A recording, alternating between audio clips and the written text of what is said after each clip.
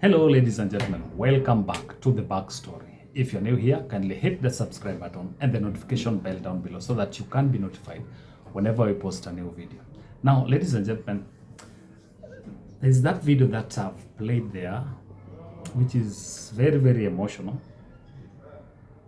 where the bodyguard of the former Prime Minister Raila Odinga broke down, and it has really touched my heart because these are the people who are with Raila on a daily basis.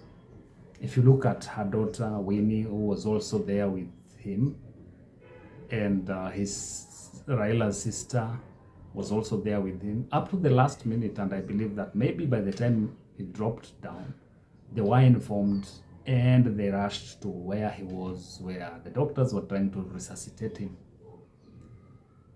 And this is a very, very emotional moment for that family.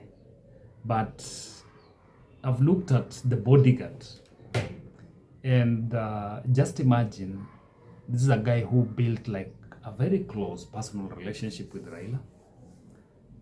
Everything that Raila was doing, even outside of his family, he was privy to some information that even the family was not even aware of.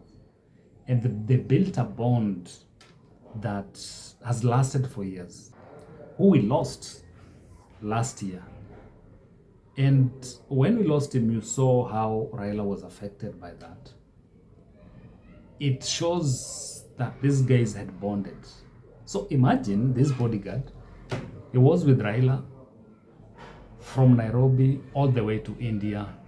In India, all those procedures that were being done to him, I think it's the guy who could hold his hand, take him to the washrooms, come back with him, try and prepare him here and there.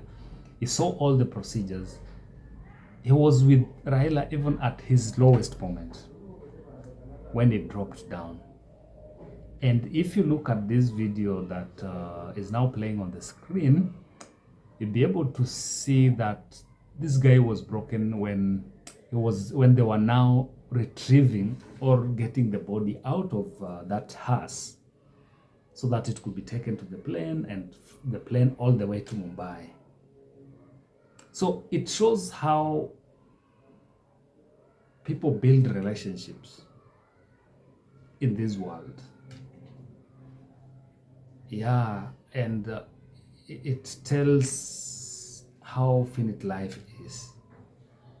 And now, apart from that, if you look at the video that we've also played, it tells you that the Kenyan delegation to India arrived safely. They were led by the former Prime Minister. They were led by Principal Cabinet Secretary Musalia Mudavadi, as you can see on that screen, together with the likes of Sakaja, Joho, Sifuna. And after they arrived at around 1 in the morning. When they arrived, fortunately they found that the body of the former Prime Minister had also been moved to Mumbai. It was moved by a military chopper, Indian military chopper, all the way to Mumbai. That is where now the KQ chopper, that is where now the KQ chartered plane was going to pick the body of the former Prime Minister all the way to Nairobi, back to Nairobi. And we've been tracking the movement of that chopper, and so far, let me just check. So far, what we are getting is that the plane is somewhere around Somalia, almost getting to Nairobi. So it should be in Nairobi in the next 1 hour, if I'm not wrong. They elaborate plans to receive the body at JKIA by President William Ruto and former Prime Minister's supporters and fans, relatives, cabinet secretaries, and dignitaries within the Kenyan government. Then later, as the plan had been laid out, that body the procession will leave JKIA all the way to Lee Funeral Home, where it's expected that but around 10 a.m. The body will be received at Lee Funeral Home for embalming and other procedures, because as you know, in India they don't have those facilities. I don't think they do embalming, so they are going to do it here at the Lee Funeral Home. Then, according to plan, after that, the body is going to be moved to Parliament. At noon, it will be in Parliament buildings for public viewing.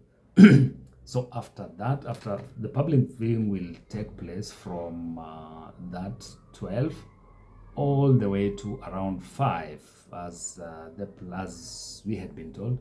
Then as from 5, the body will be taken back to Lee Funeral Home.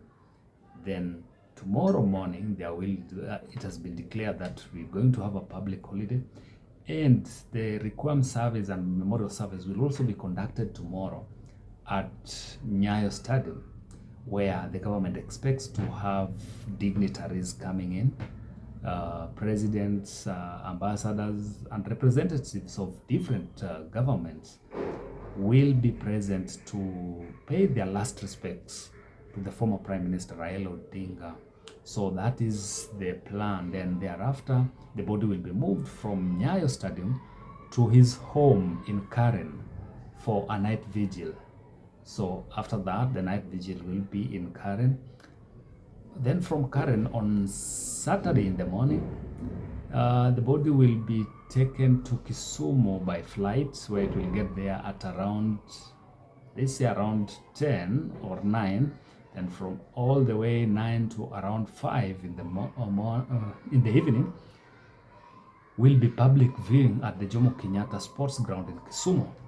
Thereafter at 5, the body will be picked and taken to Bondo by road.